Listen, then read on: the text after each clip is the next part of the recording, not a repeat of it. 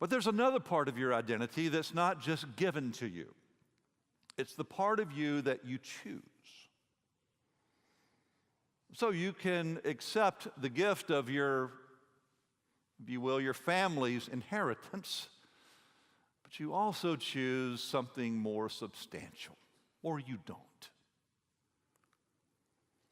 Now, the Bible teaches, and Jesus lives out, this idea that you're not just a victim of your heredity, but you are a product of it, and then you are responsible for what you do with that. And your identity is a blend both of what you inherit and what you choose. And what we want to say today is there is a new identity available to everyone in this room and through you to everyone in this world. You can choose to simply live out the scripts you've been given across the span of your life, or you can hear a different story. It's the story of Scripture. It's the story of Jesus, who says, I came that you could have life more abundant. I have a dream for your life. You're fearfully and wonderfully made. I have designs for your life. It is not the American dream. It's not the consumer dream. It's not maybe even the dream of your parents. It's even better. It's the God dream for your life. And everyone in this room was created with a design in mind by God for your life. It's part of your new identity. Now you can choose, no thanks.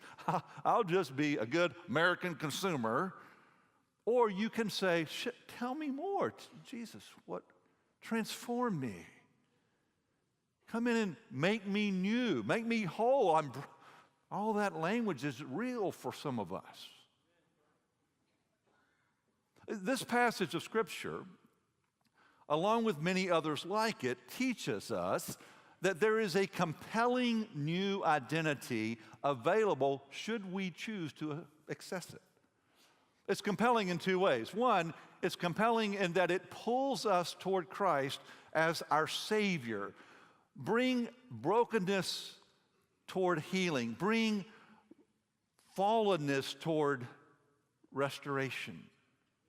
Bring incompleteness to completeness. Bring anger toward joy. Bring all the things in my life I can't do for myself. And it says earlier in this text, by grace you've been saved through faith. It's not a gift it is a gift of God, not of yourselves. Do for me what I can't do for myself. And folks, that is a compelling invitation, isn't it? And maybe you haven't responded to it yet, but we hope and pray that maybe today you will. You'll never get a better deal. There's no one else who can do for you what you can't do for yourself, and what our culture and our politics and our everything about our entertainment industry, none of that can bring to you the meaning and hope and fulfillment that only Jesus Christ can. It's the basic understanding of our identity in Christ. And it's not hard to get amens with that, is it? Because that's good gospel stuff. He likes it. And we all should like it. That's why we're here. Maybe.